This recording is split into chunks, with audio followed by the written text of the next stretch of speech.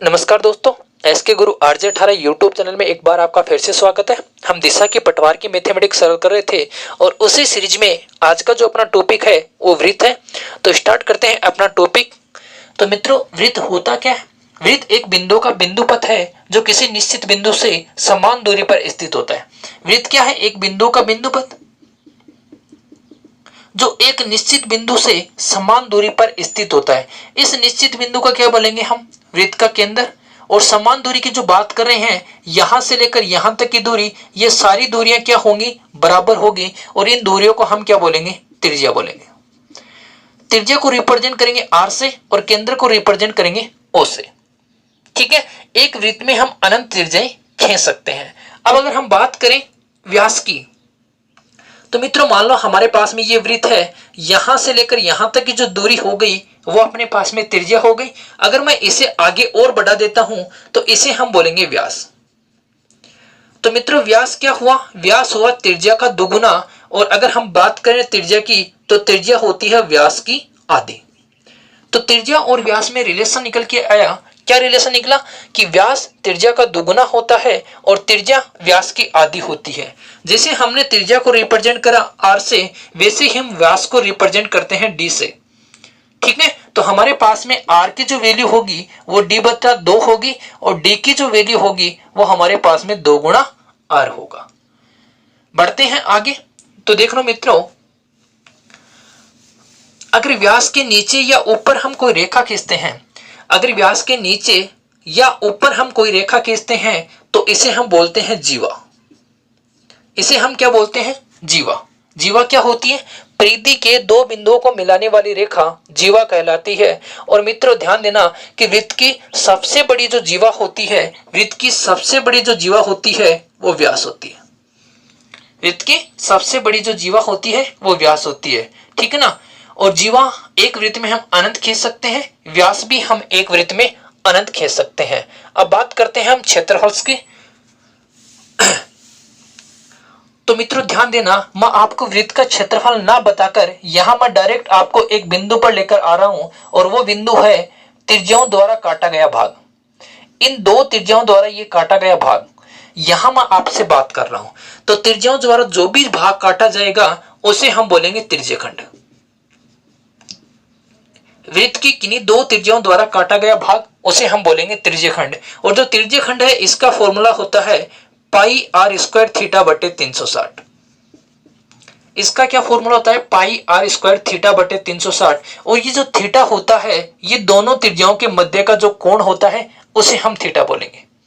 तो फॉर्मूला क्या बना?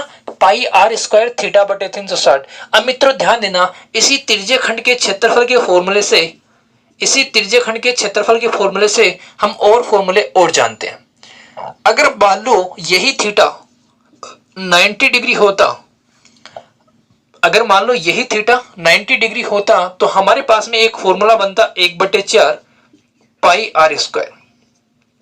अगर मान लो यही थीटा 180 डिग्री होता तो हमारे पास में एक फॉर्मूला बनता 1/2 पाई आर स्क्वायर।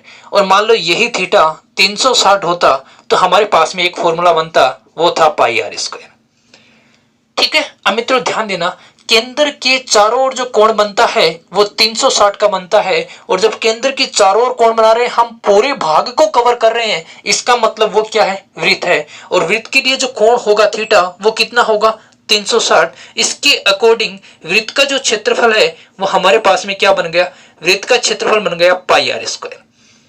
अगर मित्रों बात करें अर्धवृत्त की, तो अर्धवृत्त में जो थीटा होगा वो हमारा क्या बनेगा? 180 डिग्री। देखो मित्रों, अर्धवृत्त ऐसे बनेगा और यहां जो थीटा होगा वो कितना बनेगा? 180। और अर्धवृत्त के लिए जो फॉर्मूला होगा, थीटा का मान जब हम यहाँ 180 रखेंगे तो 180 360 को 2 टाइम कैंसिल कर देगा, तो हमारे पास में फॉर्मूला बनेगा 1/2 पाई आर स्क्वायर।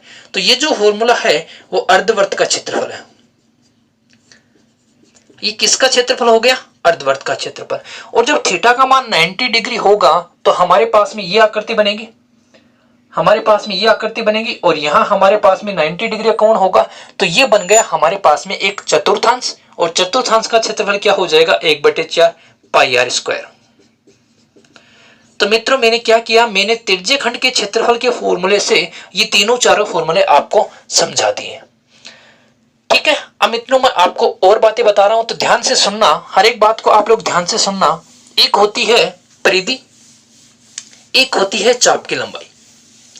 एक होती है अपने पास में परिधि, एक होती है चाप की लंबाई। मान लेते हैं हमारे पास में ये वृत्त है और जब मैंने ये मार्कर से लाइन खींची है इसे हम बोलते हैं परिधि, और इसी परिधि को हम चाप की लंबाई भी बोल सकते हैं। इसी परिधि को क्या बोल सकते हैं, चाप की लंबाई। कैसे, मान लो मैंने इस परिधि को यहां से लेकर यहां तक कोई टुकड़ा कर दिया तो इसी टुकड़े को हम क्या बोलेंगे, इसी टुकड़े को बोलेंगे हम चाप की लंबाई। इसी टुकड़े को क्या बोलेंगे, चाप की लंबाई। मित्रों ध्यान देना कि जो चाप की लंबाई है इसके ज्ञात करने का जो फॉर्मूला होता है वो अपना होता है 2 पाई r थीटा बटे 360।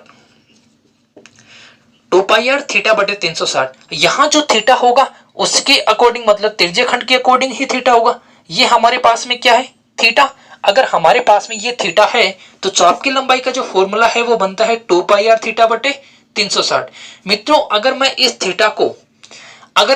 थीटा को 360 बना देता हूं, इसका मतलब वो क्या हो गई, वृत्त की पूरी परिधि हो गई। और वृत्त की जब पूरी परिधि हो गई तो 360 से 360 कैंसिल होगा और वृत्त की जो परिधि है उसका फॉर्मूला बन जाएगा 2 पाई r। उसका फॉर्मूला क्या बन जाएगा, 2 पाई r। परिधि होती क्या है, चारों ओर की जो बाउंड्री होती है उसे हम परिधि बोलते हैं। अब मित्रों ध्यान देना, अर्धवर्त की परिधि, तो अर्धवर्त की परिधि के लिए हम यहाँ 180 का प्रयोग नहीं कर सकते। क्यों नहीं कर सकते, इसके बारे में जानते हैं। ये अपने पास में है अर्धवर्त, ये अपने पास में क्या है, अर्धवर्त है। और हमें पता है कि चारों ओर की जो बाउंड्री होगी उसे हम क्या बोलेंगे, उसे हम बोलेंगे परिधि। अगर मैं 180 की बात करूं यहाँ पे, अगर मैं यहाँ पर 180 की बात करूं तो मित्रों हमारे पास क्या आएगा, 2 पाई r इंटू 180 बटे 360। तो देखो 180 गुणा 2, 360 से 360 कैंसिल होगा, हमारे पास में मात्र बचेगा पाई r।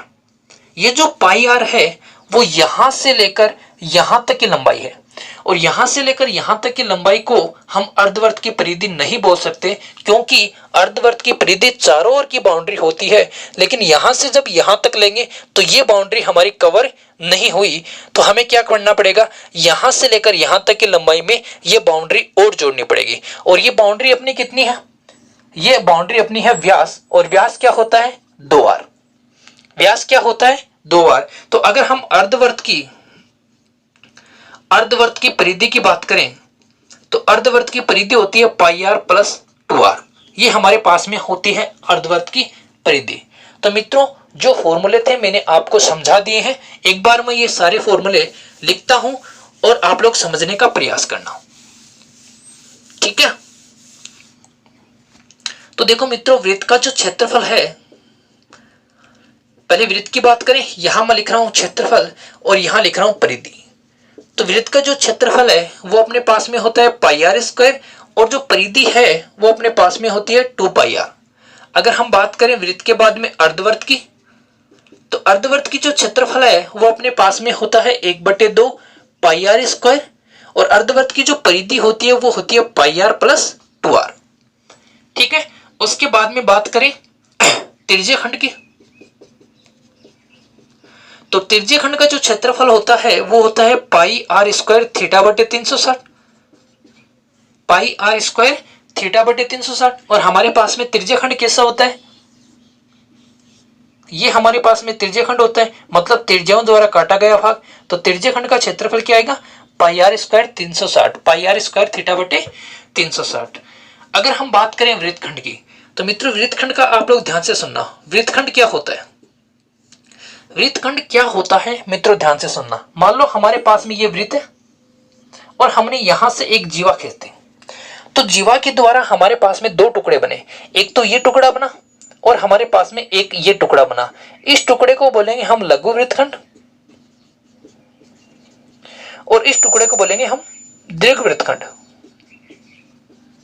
इसे हम बोलेंगे लघु वृत्तखंड और इसे हम बोलेंगे दीर्घ वृत्तखंड। तो मित्रों दीर्घ वृत्तखंड या लघु वृत्तखंड का फॉर्मूला हम कैसे निकालें, तो मित्रों ध्यान देना, अगर मान लो यहां पर हमारे पास में कोई केंद्र बिंदु है और केंद्र बिंदु से मैंने यहां ऐसे त्रिज्या मिला दी, ठीक है, यहां मैंने क्या कर दी, त्रिज्या खींच दी। तो मित्रों हमारे पास में एक आकृति बनी। आकृति क्या बनी, हमारे पास में एक ऐसे त्रिज्य खंड की आकृति बनी और त्रिज्य खंड का जो क्षेत्रफल होता है वो होता है पाई आर स्क्वायर थीटा बटे 360। लेकिन बात यहां त्रिज्य खंड की नहीं हो रही है, बात यहां वृत्तखंड की हो रही है। और वृत्तखंड का कौन सा भाग होगा, ये हमारे पास में वृत्तखंड का भाग होगा। तो हम क्या करेंगे, त्रिज्य खंड के फॉर्मूले में से अगर हम ये त्रिभुज का क्षेत्रफल घटा देते हैं तो हमारे पास में वृत्तखंड का क्षेत्रफल आ जाएगा। अगर हम त्रिज्य खंड के क्षेत्रफल में से वृत्त का क्षेत्रफल घटा देते हैं तो हमारे पास में क्या आ जाएगा, हमारे पास में आ जाएगा फॉर्मूला किसका, वृत्तखंड का फॉर्मूला। और मित्रों ध्यान देना, एक बात को ध्यान से सुनना और ध्यान से समझना। अगर हमारे पास में कोई त्रिभुज है, अगर हमारे पास में कोई त्रिभुज है, ये मान लो हमारे पास में भुजा ए है, ये भी हमारे पास में भुजा ए है, यहां हमारे पास में कोई कोण थीटा है, तो इसका जो फॉर्मूला बनेगा वो बनेगा 1/2 ए गुणा ए गुणा साइन थीटा। क्या बनेगा, गुणा साइन थीटा। ठीक है, इस बात का भी आप लोग ध्यान रखोगे। तो हमारे पास में फॉर्मूला क्या बनेगा, क्या फॉर्मूला बनाया, किस प्रकार बनाया, तो मित्रों ध्यान देना, जब भी हमारे पास में किसी भी त्रिभुज की दो भुजाएं दी हुई होंगी और उनके मध्य का हमारे पास में कोण होगा तो हम फॉर्मूला लिखेंगे दोनों भुजाओं का गुणनफल इनटू साइन थीटा बटे 2। क्या बताया, जब भी हमारे पास में किसी त्रिभुज की दो भुजाएं दी हुई होंगी और उनके मध्य का कोण दिया हुआ होगा तो फॉर्मूला क्या बनेगा, दोनों भुजाओं का गुणनफल इनटू साइन थीटा और उसमें किसका भाग देंगे, 2 का भाग देंगे। और ऐसा ही हमारे पास में यहां है, यहां हमारे पास में क्या है, ये अपने पास में एक त्रिभुज है और ये जो कोण है वो अपना थीटा है, ठीक है ना, ये जो कोण है अपना थीटा है, ये अपनी त्रिज्या आर है, ये भी अपनी त्रिज्या आर है। तो हम क्या करेंगे, त्रिज्य खंड के क्षेत्रफल में से हम त्रिभुज का क्षेत्रफल घटा रहे हैं, तो फॉर्मूला क्या बनेगा, 1/2 गुणा त्रिज्याओं का गुणनफल क्या हो गया, आर स्क्वायर, और साथ में क्या आ जाएगा, साइन थीटा। तो वृत्तखंड का जो क्षेत्रफल है उसका फॉर्मूला क्या आ गया, पाई आर स्क्वायर थीटा बटे 360 minus 1/2 r square sine theta. ठीक है मित्रों, एक बार आप नोट कर सकते हो अगर नोट करना चाहते हो तो।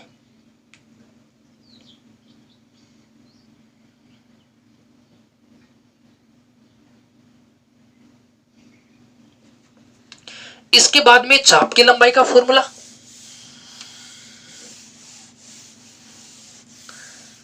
और मित्रों देखना चाप की लंबाई का फॉर्मूला क्या होता है। और चाप की लंबाई मैंने क्या बताई आपको, जैसे मान लो हमारे पास में ये वृत्त है और वृत्त के हमने यहां से एक टुकड़ा कर दिया तो ये जो बाउंड्री बनी ये चाप की लंबाई होगी।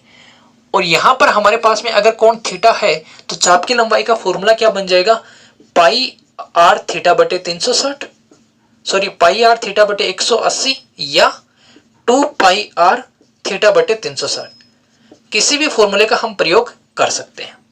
पाई आर थीटा बटे 180 या 2 पाई आर थीटा बटे 360। मान लो मित्रों हमें चाप की लंबाई दे रखी है, हमें चाप की लंबाई दे रखी है और हमें त्रिज्य खंड का क्षेत्रफल निकालना है, हमें त्रिज्य खंड का क्षेत्रफल निकालना है। तो फॉर्मूला क्या बनेगा, फॉर्मूला बनेगा 1/2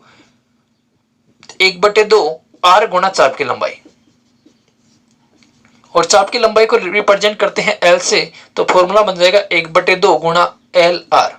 अब ये फॉर्मूला कैसे बना, तो मित्रों त्रिज्य खंड का जो क्षेत्रफल होता है वो होता है पाई आर स्क्वायर थीटा बटे 360, पाई आर स्क्वायर थीटा बटे 360। अब देखो यहां से मैं क्या कर रहा हूं, 2 को अलग कर रहा हूं, जब मैं 2 को अलग करूंगा तो यहां पर हमारे पास आएगा 1/2, यहां स्क्वायर है इसका मतलब मैं यहां आर लेता हूं और इसके साथ में मैंने क्या किया, पाई आर थीटा बटे 180।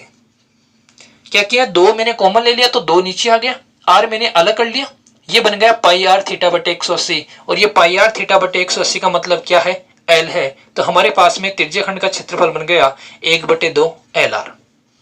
ठीक है, एक होती है वलय, वलय या रिंग का क्षेत्रफल।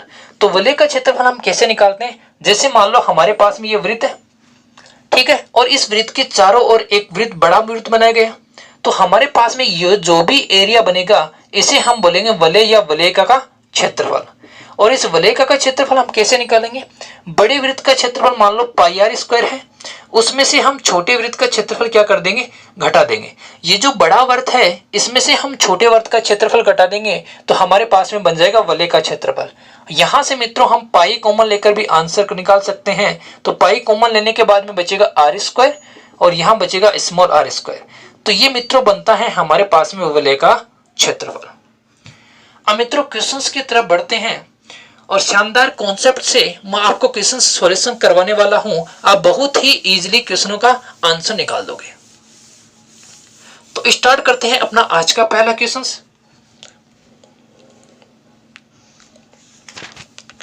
तो आज का अपना पहला क्वेश्चन है 7 सेमी त्रिज्या वाले वृत्त निम्नांकित चित्र में दर्शाए अनुसार एक दूसरे को स्पर्श कर रहे हैं तो छायांकित भाग का क्षेत्रफल। देखो क्वेश्चन क्या दे रखा है, हमारे पास में 4 वृत्त हैं इस प्रकार, वो एक दूसरे को स्पर्श कर रहे हैं। तो हमसे पूछा ये जो छायांकित भाग है, इस छायांकित भाग का हमसे क्या पूछा है? क्षेत्रफल पूछा है कि इस छायांकित भाग का क्षेत्रफल कितना होगा। तो मित्रों इस छायांकित भाग का क्षेत्रफल कैसे निकालें? देखो हमें जो त्रिज्या दे रखी है वो कितनी दे रखी है? 7 सेंटीमीटर। मतलब यहां से लेकर यहां तक की दूरी कितनी दे रखी है? 7 दे रखी है। इसका मतलब यहां से लेकर यहां तक की दूरी भी कितनी हो जाएगी? ये दूरी भी 7, ये भी दूरी भी 7। और ऐसे ही अगर हम नीचे मिलाएं तो चारों जो वृत्त हैं उनकी त्रिज्याएं 7-7 हैं। अब इन चारों वृत्तों को जब हमने मिलाया तो हमारे पास में एक आकृति बन गई। वह आकृति किसकी बनी? वर्ग की आकृति बनी। तो मित्रों ध्यान देना, अगर वर्ग के क्षेत्रफल में से हम ये जो चतुर्थांश हमारे पास में बन रहे हैं इनका क्षेत्रफल घटा दिया जाए तो हमारे पास में क्या बचेगा? छायांकित भाग का क्षेत्रफल बचेगा। ये वर्ग का क्षेत्रफल है, ये हमारे पास में चतुर्थांश है। चतुर्थांश क्यों है? क्योंकि कोण कितना दे रखा है? 90 डिग्री। तो वृत्त के वर्ग के क्षेत्रफल में से अगर हम चतुर्थांश का क्षेत्रफल घटा दें तो हमारे पास में क्या बचेगा? छायांकित भाग का क्षेत्रफल। और जब हमारे पास में चतुर्थांश कितने हैं? 4 हैं। तो 4 चतुर्थांश से मिलकर क्या बनता है? एक वृत्त बनता है। तो इसका मतलब क्या हो गया? हमें इसका छायांकित भाग का क्षेत्रफल निकालना है तो हम क्या करेंगे? वर्ग के क्षेत्रफल में से किसका क्षेत्रफल घटा देंगे? वृत्त का क्षेत्रफल घटा देंगे। तो वर्ग का क्षेत्रफल क्या होगा? तो मित्रों ध्यान देना, यहां से लेकर यहां तक 7, फिर यहां से लेकर यहां 7, तो वर्ग की भुजा कितनी हो गई? 14। और वर्ग का क्षेत्रफल होता है भुजा स्क्वायर, तो 14 का स्क्वायर माइनस वृत्त का क्षेत्रफल पाई आर स्क्वायर। जहां पाई का मान अपने पास में कितना हो गया? 22/7। आर का मान है अपने पास में 7, तो 7 × 7। 14 का वर्ग हो गया 196। 196 में से हमें कितना घटाना है? 22 × 7, 154 घटाना है। तो 196 में से कितना घटा देंगे? 154 घटा देंगे तो हमारे पास में जो एरिया आ जाएगा वो कितना आ जाएगा? 42 वर्ग मीटर या वर्ग सेंटीमीटर।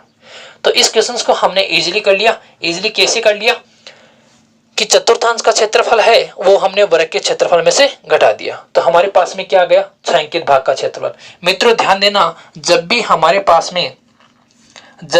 पास में त्रिज्या 7 होगी, जब भी हमारे पास में त्रिज्या 7 होगी तो हमारी जो परिधि है वो 44 होगी। हमारी जो परिधि है वो कितनी होगी? 44। और हमारा जो एरिया है वृत्त का वो 154 होगा। इस बात को ध्यान रखना। और जब भी हमारे पास में त्रिज्या 14 होगी तो परिधि हमारे पास में 88 होगी और जो क्षेत्रफल है वो अपने पास में 616 होगा। इन दो बातों को आप बिल्कुल ध्यान रखोगे, ठीक है ना? इन दोनों बातों को आप बिल्कुल ध्यान रखोगे क्योंकि काफी केसेस में हमें त्रिज्या या तो 7 दी हुई होती है या हमें त्रिज्या 14 दी हुई होती है। चलते हैं अपने नेक्स्ट क्वेश्चन की ओर।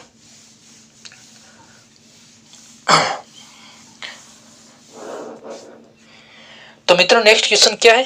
अपना नेक्स्ट क्वेश्चन है, एक खेत में एक वृत्ताकार कुआं है जिसका व्यास 5.6 मीटर है, उसके चारों ओर 1.4 मीटर चौड़ा रास्ता बना हुआ है, तो रास्ते का क्षेत्रफल हमसे पूछा है।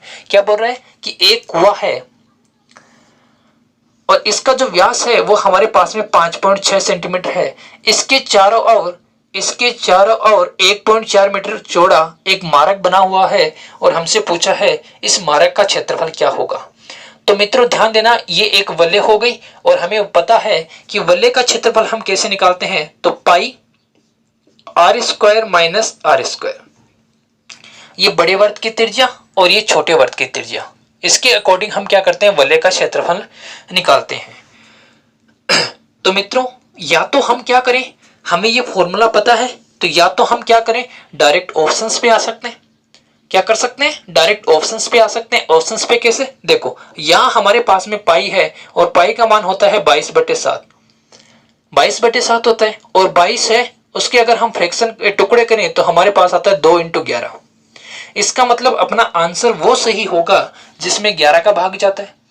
अपना आंसर वो सही होगा जिसमें 11 का भाग जाता है। या तो हम डायरेक्टली ऐसे कर सकते हैं, अगर 2 या 3 ऑप्शंस हमारे ऐसे आ गए कि जिसमें 11 का भाग जाता है तो फिर हमें कैलकुलेशन करनी पड़ेगी। तो मित्रों जब यहाँ जो अंदर वाला जो वृत्त है या जो कुआं है उसका व्यास हमें दे रखा है कितना, 56, तो इसकी त्रिज्या कितनी हो जाएगी, 2.8। इसकी त्रिज्या कितनी हो जाएगी, 2.8। अब देखो ये जो बड़ी वलय है इसकी त्रिज्या कितनी हो जाएगी, यहां से लेकर यहां तक की दूरी, तो यहां तक की दूरी तो 2.8 है प्लस 1.4, तो इसकी दूरी आ जाएगी 2.8 प्लस 1.4 बराबर हमारे पास आ जाएगा 4.2। तो जो बड़ी वृत्त है उसकी त्रिज्या है 4.2, तो इसका स्क्वायर माइनस छोटा वृत्त है उसकी त्रिज्या है 2.8, तो इसका स्क्वायर। अब मित्रों आपने एक फॉर्मूला पढ़ रखा होगा, a² - b² बराबर होता है a + b × a - b। तो इस फॉर्मूले के अकॉर्डिंग हम क्या लिख सकते हैं, इस फॉर्मूले के अकॉर्डिंग हम लिख सकते हैं 22/7 जो पाई का मान है, 4.2 प्लस 2.8 और 4.2 माइनस 2.8। ठीक है, अब देखो 4.2 में हम 2.8 जोड़ेंगे तो हमारे पास में क्या बन जाएगा, ये बन जाएगा 7 और 7 से 7 क्या हो जाएगा, कैंसिल। और इसे जब हम घटाएंगे तो हमारे पास आ जाएगा 1.4। 1.4 किससे गुणा होगा, 22 से गुणा होगा। और जब 1.4 को आप 22 से गुणा करोगे तो आपके पास में रिजल्ट आ जाएगा 14 दूनी 28 और 14 दूनी 28 और 2 30, तो आपके पास में रिजल्ट आ गया 30.8। तो मित्र मैंने आपको क्या बताया था कि अपना आंसर वो सही होगा जिसमें 11 का भाग जाता है या जिसमें 22 का भाग जाता है, क्योंकि पाई कहीं भी नहीं कट रही है। इसका मतलब हम डायरेक्ट ऑप्शंस में भी 11 का या 22 का भाग देकर चेक कर सकते हैं। चलते हैं अपने अगले क्वेश्चंस की ओर।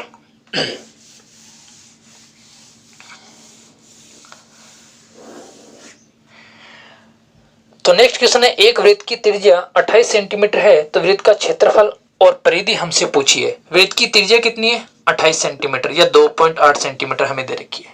तो हमसे पूछा क्षेत्रफल और हमें पता है क्षेत्रफल होता है πr²। इसका मतलब जो अपना ऑप्शंस होगा उसमें πr², पाई कहीं नहीं कटेगी, तो उसके ऑप्शंस में किसका भाग जाएगा, 11 का भाग जाएगा। वही अपना क्या होगा, आंसर होगा। और इसका जो आंसर हमें दे रखा है, इसका आंसर दे रखा है 24.64। इसका आंसर कितना दे रखा है, 24.64। इसका मतलब 24.64 में किसका भाग जाना चाहिए, 11 का भाग जाना चाहिए। तो मित्रों 11 का नियम क्या है वो भी मैं आपको साथ साथ बता देता हूं। एक अंक को लोगे, दूसरे को छोड़ दोगे, तीसरे को लोगे, चौथे को छोड़ दोगे, फिर क्या होगा, इन अंकों का जो योग है वो इन अंकों के योग के बराबर होना चाहिए, या इन अंकों का योग में से इन अंकों के योग को घटाएंगे तो हमारे पास में क्या आना चाहिए, 0 आना चाहिए। तो 2 और 6 कितने हो गए, 8, 4 और 4 कितने हो गए, 8, दोनों को घटाएंगे तो क्या आएगा, 0 आएगा। इसका मतलब इस संख्या में 11 का भाग जा रहा है। और अगर बात करें परिधि की, तो परिधि का फॉर्मूला हो गया 2πr। इसमें भी पाई कहीं नहीं कटने वाली, इसका मतलब जितनी हमारी परिधि होगी उसमें भी 11 का भाग जाएगा। और इसमें जो परिधि दे रखी है वो अपनी दे रखी है 17.6, और हमें पता है कि 17.6 में 11 का भाग जाएगा। कैसे, पहला अंक लेंगे, दूसरा छोड़ देंगे, तीसरा अंक लेंगे, 6 और 1 कितने हो गए, 7, 7 में से 7 घटा देंगे, क्या आएगा, 0। ठीक है, तो ये क्वेश्चंस भी हमने इजीली कर लिया।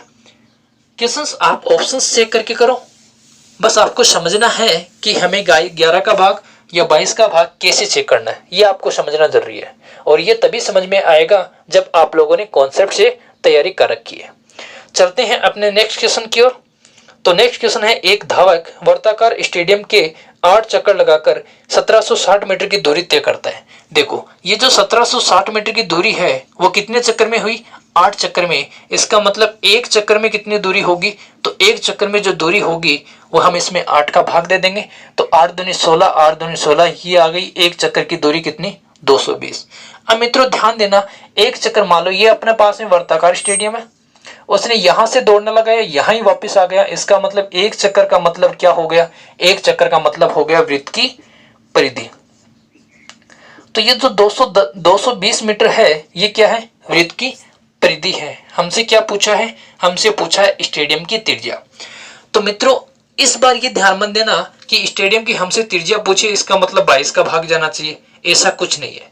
हमसे परिधि से त्रिज्या पूछी है, तो परिधि हमें दे रखी है कितनी, 220, और परिधि का जो फॉर्मूला होता है वो क्या होता है, 2πr। तो 2πr किसके बराबर है, 220 के बराबर है। ठीक है, 2πr किसके बराबर है, 220 के बराबर है। तो 2 गुणा पाई का मान रख देंगे 22/7 गुणा आर। अब मित्रों ध्यान देना, ये जो आर का हमें मान निकालना है, ये 7 यहां कटने वाला नहीं है, यहां ये 7 गुणा होगा। इसका मतलब जो त्रिज्या होगी वो 7 का गुणज होगी। त्रिज्या क्या होगी, 7 का गुणज, क्योंकि ये 7 कट नहीं रहा है, ये 7 नहीं कट रहा है, ये 7 यहां आएगा, ये ऊपर आएगा, ऊपर आएगा, इसका मतलब जो त्रिज्या होगी वो किसका गुणज होगी, 7 का गुणज होगी। बाकी आप लोग कैलकुलेशन करोगे तो कैलकुलेशन कैसे करोगे, ये 7 यहां आ जाएगा, 22 और 2 नीचे आ जाएगा, तो 22 का भाग देंगे, बचेगा 10, 10 से 2 कटेगा 5, तो 7 पंजे 35 क्या हो गई, अपने पास में त्रिज्या हो गई। ठीक है, तो मित्रों ये तो मैं कैलकुलेशन करके आपको बता रहा हूं, जब जब आप प्रयास करोगे तो आपको स्वयं को पता चल जाएगा कि आपको त्रिज्या का जो मल्टीपल त्रिज्या है वो किसका मल्टीपल होगी, या हम 11 का भाग कहां देंगे और कहां नहीं देंगे। तो आपको इसके लिए प्रैक्टिस करनी होगी। चलते हैं नेक्स्ट क्वेश्चन की ओर।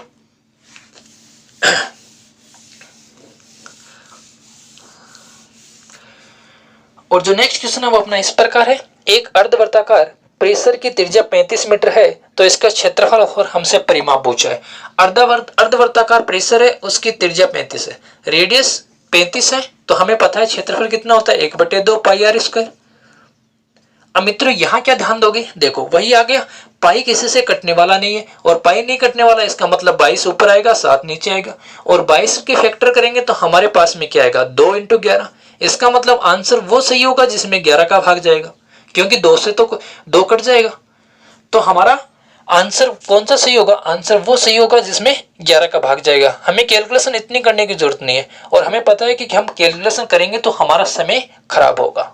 ठीक है, तो हम डायरेक्ट क्या करेंगे, ऑप्शंस देखेंगे और ऑप्शंस में चेक कर लेंगे कौन सा ऑप्शंस 11 से डिवाइड होता है। बढ़ते हैं आगे, जिस क्वेश्चन में ऑप्शंस होंगे उन ऑप्शंस की हम चर्चा करेंगे। और अगर बात करें अर्धवर्त की परिधि की, तो परिधि क्या होती है, पाई आर प्लस 2r। जहां हमने क्या कॉमन ले लिया, r कॉमन ले लिया, तो r कॉमन लेंगे तो हमारे पास क्या आएगा, पाई प्लस 2, और r का मान कितना है 35, पाई का मान कितना है 22/7, और प्लस में कितना हो जाएगा 2। ठीक है, अब देखो 7 से 35 तो कट जाएगा, इसका मतलब बचेगा क्या, 5 बचेगा। तो इसकी जो परिधि है, जो अर्धवर्त की जो परिधि है वो किसका मल्टीपल होगी, 5 का मल्टीपल होगी। बाकी अगर आप सॉल्यूशन करना चाहते हो तो इजीली आप सॉल्यूशन कर सकते हो। ठीक है, चलते हैं आगे नेक्स्ट क्वेश्चन की ओर।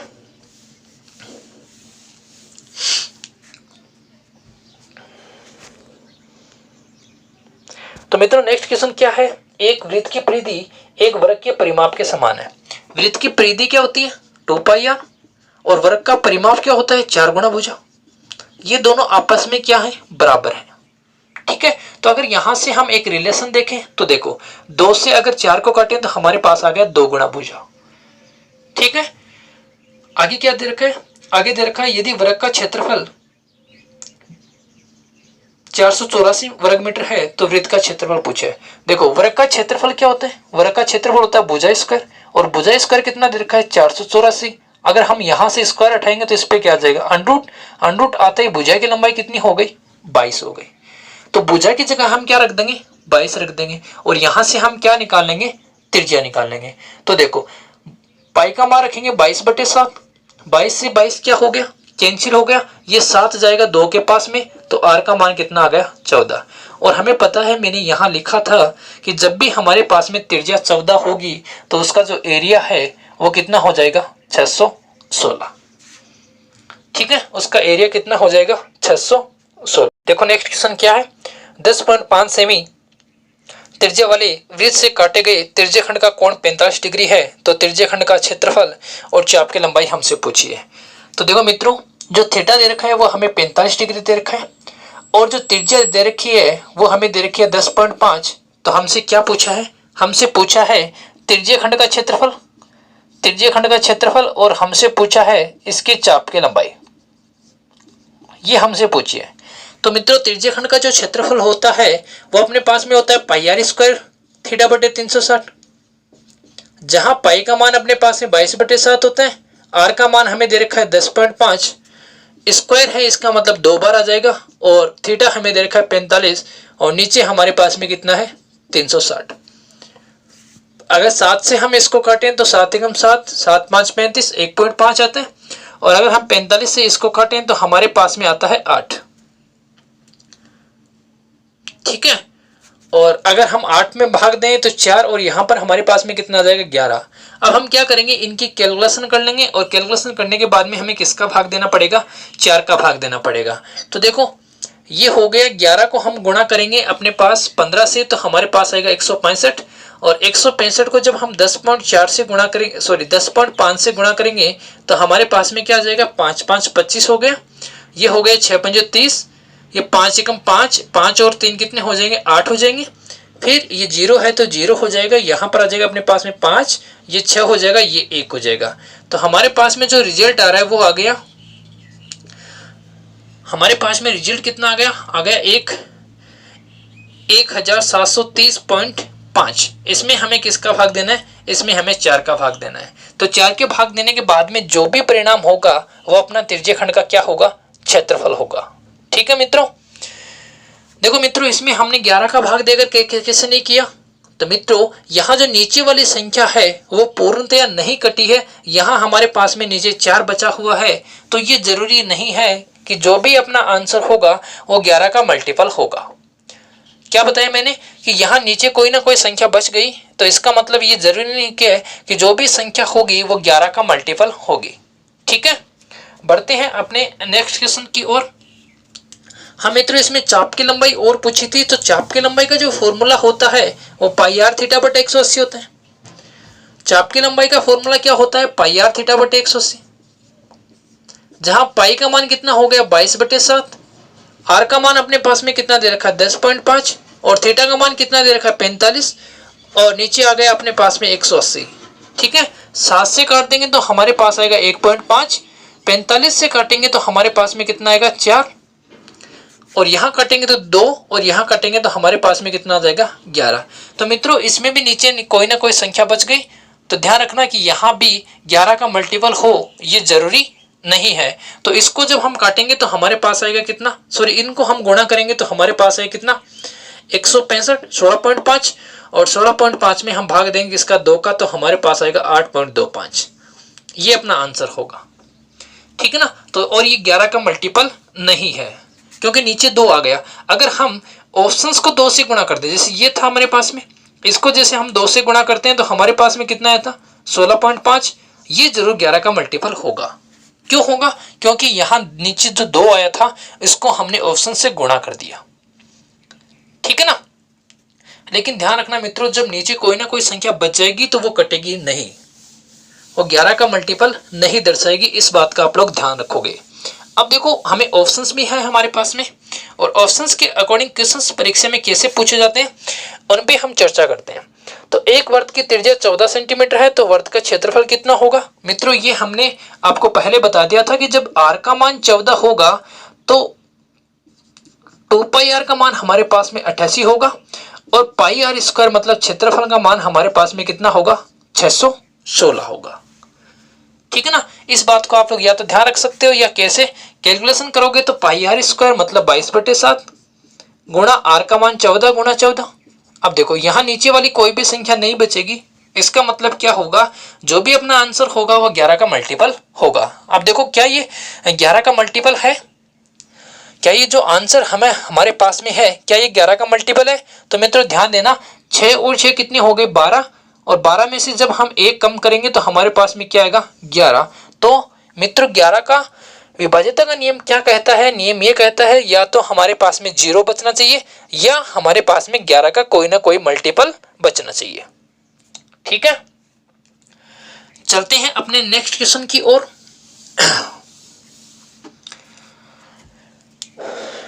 तो नेक्स्ट क्वेश्चन क्या है? एक कुएं के ऊपर एक घिरनी लगी हुई है जिसकी त्रिज्या 10.5 सेंटीमीटर है।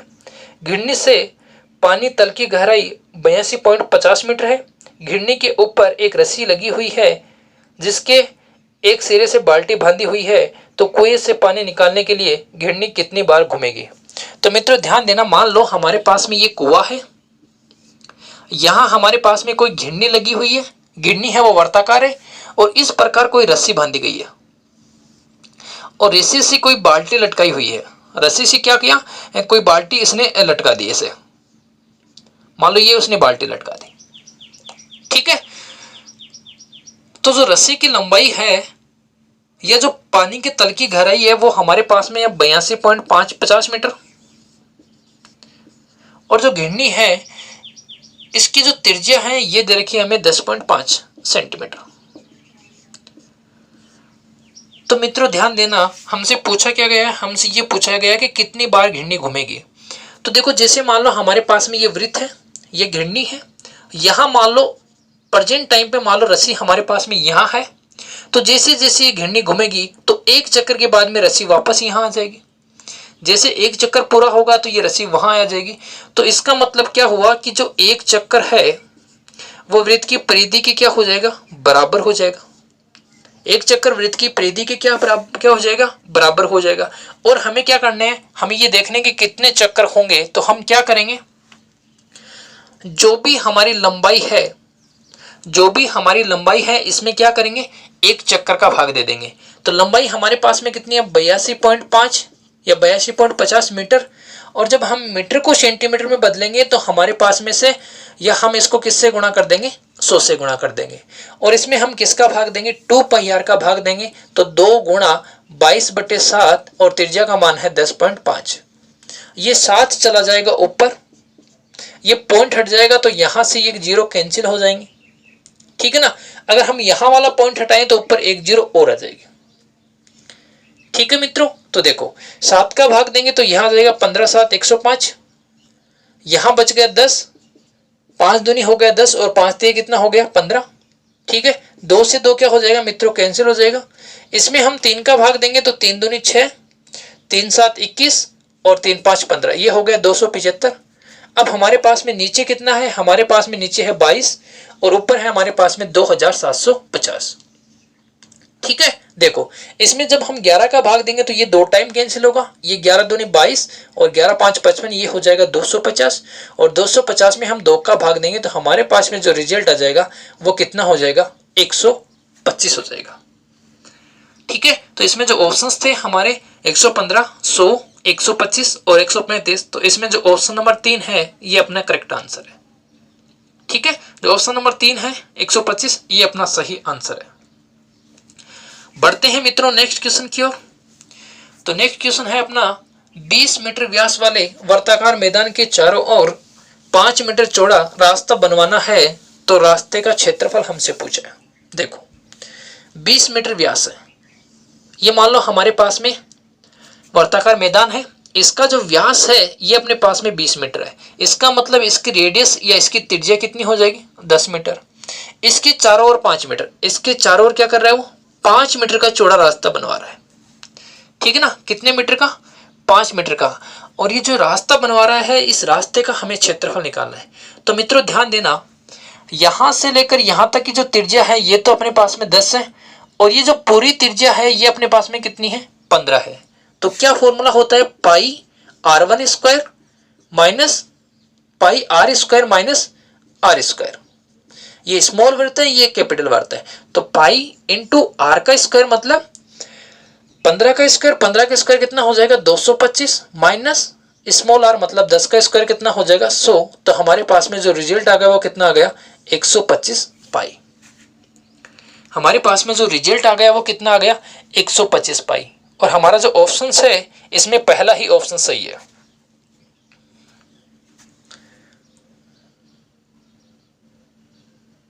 ठीक है। अब मित्रों मैं आपको यहाँ एक बात और बताना चाहूँगा, एक हिंट और देना चाहूँगा। ध्यान देना मित्रों, या तो हमें ऑप्शंस ऐसे दे रखे होंगे जिनमें एक ही संख्या का भाग जा रहा होगा। अगर ऐसे हमारे पास में ऑप्शंस नहीं है तो जितना चौड़ाई का जो रास्ता बनवा रहा है, जैसे यहाँ ये 5 मीटर चौड़ाई का रास्ता बनवा रहा है, तो अपना वो ऑप्शन सही होगा जिसमें 5 का भाग जाता है। जिसमें किसका भाग जाता है? 5 का भाग जाता है। ऐसा क्वेश्चन हमने पीछे भी किया था। अब देखो इसमें जो ऑप्शंस हैं ये तो चारों ही ऐसे हैं जिसमें 5 का भाग जाता है, लेकिन बाई चांस अगर परीक्षा में ऐसे ऑप्शंस नहीं मिलते हैं तो आप लोग क्या करोगे, जितना चौड़ाई का रास्ता बनवा रहा है उसी संख्या का उसमें क्या करेंगे, भाग देंगे, तो भाग पूरा पूरा जाएगा। ठीक है, बढ़ते हैं आगे। तो किसी वर्ताकार खेत जिसकी त्रिज्या 6 मीटर है के चारों ओर 2 मीटर चौड़ा समरूप रास्ता बनाया गया है, तो रास्ते का हमसे क्षेत्रफल पूछा है। तो देखो मित्रों, इसमें जो ऑप्शंस हैं उसमें सभी में 2 का भाग जा रहा है। इसका मतलब ये हमारी जो ट्रिक है ये काम नहीं करेगी। तो हम क्या करते हैं, इसमें इस बार मीटर कितना दे रखा है, 2 मीटर चौड़ा रास्ता दे रखा है। ठीक है, त्रिज्या कितनी दे रखी है, त्रिज्या हमें दे रखी है 6, तो बाह्य वृत्त की जो त्रिज्या है वो कितनी हो जाएगी, 8 हो जाएगी। फॉर्मूला क्या है, पाई मतलब 22/7, आर स्क्वायर मतलब 8 का स्क्वायर 64 माइनस 6 का स्क्वायर कितना हो जाएगा 36, और 64 में से 36 घटा देंगे तो हमारे पास में कितने आएंगे 22/7 गुणा यहाँ घटा देंगे हम 36, तो 14 में से 6 घटाएंगे 8 और यहाँ बच जाएगा 2, तो 7 से कट जाएगा कितनी बार, 4 बार। ठीक है मित्रों, ध्यान देना कि यहाँ नीचे हमारे पास में कोई भी संख्या नहीं बची है, तो नहीं बची है इसका मतलब ऑप्शंस वो सही होगा जिसमें 11 का भाग जाता हो। ठीक है ना, जिसमें 11 का भाग जाता हो। तो 11 का भाग किसमें जा रहा है, अपने पास में ऑप्शंस है, तो ऑप्शंस के अकॉर्डिंग देखें तो इसमें जो ऑप्शंस नंबर 4 है इसमें 11 का भाग जा रहा है। बाकी कोई भी ऑप्शन ऐसा नहीं है जो 11 का गुणज हो या जिसमें 11 का भाग जाता हो। ठीक है ना, आज का जो अंतिम क्वेश्चन है वो क्या है, किसी वर्ताकार पहिए की त्रिज्या 1 सहित 3/4 मीटर है। जो वृत्ताकार पहिया है उसकी जो रेडियस है वो दे रखी है 1 सहित 3/4, और 1 सहित 3/4 का मतलब हो गया 7/4, और ये किस में दे रखी है, मीटर में दे रखी है। फिर क्या कहता है, 11 किलोमीटर की यात्रा करने के लिए कितने चक्कर लगाने पड़ेंगे। 11 किलोमीटर की यात्रा करवा रहा है किससे, इस पहिए से, तो कितने चक्कर लगाने पड़ेंगे, ये हमारा क्वेश्चन है। तो देखो ये हमें मीटर में दे रखी है, ये हमें किलोमीटर में, तो इसको मीटर में बदलेंगे तो कितना हो जाएगा, 11,000 मीटर हो जाएगा। अब मित्रों ध्यान देना कि जो पहिए का जो एक चक्कर है वो एक चक्कर किसके बराबर होगा, परिधि के बराबर होगा। एक चक्कर किसके बराबर होगा, परिधि के बराबर, और पहिए की परिधि क्या हो जाएगी 2πr। 2πr के अकॉर्डिंग क्या होगा, 2 गुणा पाई का मान 22/7, और त्रिज्या हमें दे रखी है 7/4। 7 से 7 कैंसिल होगा, 2 का भाग देंगे 2 बार, और 2 का भाग देंगे कितनी बार, 11 बार। तो पहिए की जो परिधि है, ये पहिए का जो एक चक्कर है उसकी लंबाई कितनी आ गई, 11 मीटर। तो एक चक्कर में जब वो 11 मीटर की दूरी तय करता है तो 11,000 मीटर की दूरी तय करने में उसे कितने चक्कर लगाने पड़ेंगे, तो 11 से 11 कट गया, कितने चक्कर लगाने पड़ेंगे, 1000 चक्कर लगाने पड़ेंगे। तो मित्रों ये तो थे दिशा के पटवार में जो वृत्त से संबंधित क्वेश्चन है वो। अब एक क्वेश्चन मैं आपके लिए छोड़ रहा हूं, और उस क्वेश्चन का आंसर आप मुझे कमेंट बॉक्स में जरूर दें।